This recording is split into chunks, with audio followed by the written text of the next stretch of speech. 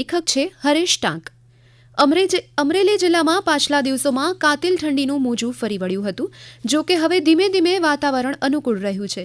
કૃષિ આધારિત અમરેલી જિલ્લામાં શિયાળુ પાક જેવા કે ઘઉં, ચણા, રાયડો તેમજ ઘાસચારા અને શાકભાજીમાં કોબી, ટામેટા, રીંગણા, લસણ અને ડુંગળીના પાકોનું ખેડૂતો દ્વારા મોટા પ્રમાણમાં વાવેતર કરવામાં આવ્યું છે। ચોમાસુ સિઝનમાં વરસાદ સારો પડવાથી શિયાળુ પાકોનું વાવેતર ખેડૂતો દ્વારા મોટા પ્રમાણમાં ઉતરશે તેવી ખેડૂતો આશા રાખી રહ્યા છે। વાત કરીએ હવામાનની તો અમરેલી જિલ્લામાં શરૂઆતમાં ઠંડી પડવાથી તેમજ ત્યારબાદ તાપમાન ઊંચકાઈ રહ્યું છે। આજે શહેરનું ન્યૂનતમ તાપમાન 14.2 ડિગ્રી નોંધાયું હતું। હાલમાં વહેલી સવારે ઠંડીનો ચમકારો જોવા મળી રહ્યો છે। આમ ઠંડી અને ગરમી વચ્ચે ફળોનો રાજા એવા કેરીના બગીચાઓ આમર મંજરીથી ઝૂમી રહ્યા છે અને ગીરનું જંગલ પાનખરને વેલકમ કહી અને વસંતના આગમનની રાહ જોઈ રહ્યું છે। શહેરમાં થોડા દિવસ પહેલા હવામાનમાં પલટો આવ્યો હતો અને માવઠાની સ્થિતિ સર્જાઈ હતી। શહેરમાં શીતલહેર ફરી વળતા અને ટાઢાબોળ પવન ફૂંકાતા લોકો ઠૂંઠવાઈ ગયા હતા।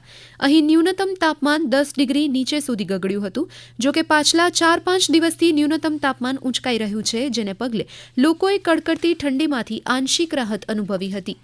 હવે આપણે વાત કરીશું અમરેલી જિલ્લાના કૃષિ બાળ વૈજ્ઞાનિકોની। સમગ્ર રાજ્યમાંથી રાષ્ટ્રીય કક્ષાના વિજ્ઞાન મેળામાં 7 કૃતિ પસંદગી પામી હતી, જેમાં અમરેલી જિલ્લાની 4 કૃતિઓ રાષ્ટ્રીય કક્ષાએ પસંદગી પામી હતી, જેમાં અમરેલીની ગર્લ્સ હાઈસ્કૂલની વિદ્યાર્થીનીઓએ પણ તૈયાર કરેલી કૃતિ રાષ્ટ્રીય કક્ષાએ પહોંચી હતી।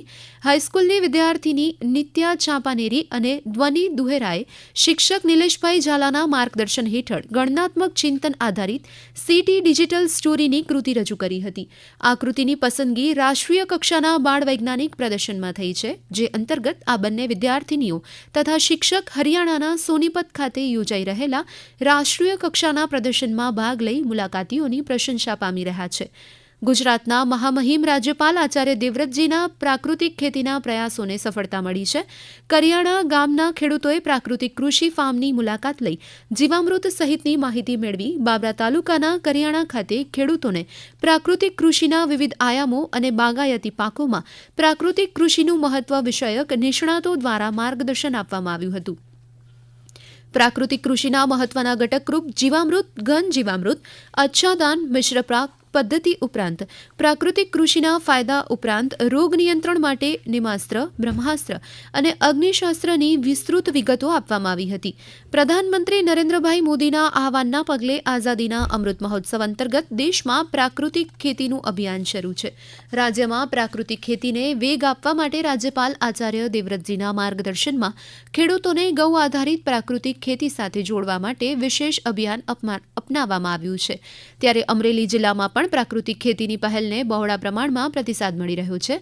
જિલ્લાના અનેક પ્રગતિશીલ ખેડૂતો હવે ગૌ આધારિત પ્રાકૃતિક ખેતી તરફ વળ્યા છે, જેમાં ખેડૂતો બાગાયતી પાકોનું પણ વાવેતર કરી રહ્યા છે। હવે આપણે વાત કરવા જઈ રહ્યા છીએ ખેલ મહાકુંભની। તો અમરેલી જિલ્લામાં ગુજરાત રાજ્યની સાથે જ રાજ્ય સરકારના રમતગમત, યુવા અને સાંસ્કૃતિક પ્રવૃત્તિઓ વિભાગના સ્પોર્ટ્સ ઓથોરિટી ઓફ ગાંધીનગરના ઉપક્રમે રાજ્યમાં ખેલ મહાકુંભ 3.0નું આયોજન હાથ ધરવામાં આવ્યું છે। જિલ્લામાં બહોળી સંખ્યામાં ખેલાડીઓ ભાગ લે તે હેતુથી શાળા, ગ્રામ્ય, તાલુકા અને જિલ્લા કક્ષાએ વિવિધ 39 રમતો જુદા જુદા 6 વય જૂથમાં યોજાશે। ખેલ મહાકુંભ ઓપન સ્પર્ધા છે, તેમાં વિદ્યાર્થીઓની સાથે અન્ય લોકો પણ ભાગ લઈ શકે છે।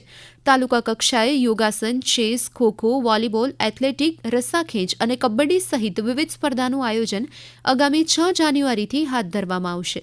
શાળા, ગ્રામ્ય કક્ષાએ વિજેતા ખેલાડીઓ તાલુકા કક્ષા, તાલુકા કક્ષાએ વિજેતા ખેલાડીઓ જિલ્લા કક્ષા અને જિલ્લા કક્ષાએ વિજેતા ખેલાડીઓને ઝોન કક્ષા અને રાજ્ય કક્ષાની ખેલ મહાકુંભ સ્પર્ધામાં ભાગ લેવાનું રહેશે। આ સાથે જ અમરેલી જિલ્લા સમાચાર પત્ર અહીં સમાપ્ત થયો, જેના લેખક હતા હરેશ ટાંક। પ્રસારણ આકાશવાણીના અમદાવાદ, વડોદરા કેન્દ્ર પરથી કરવામાં આવ્યું।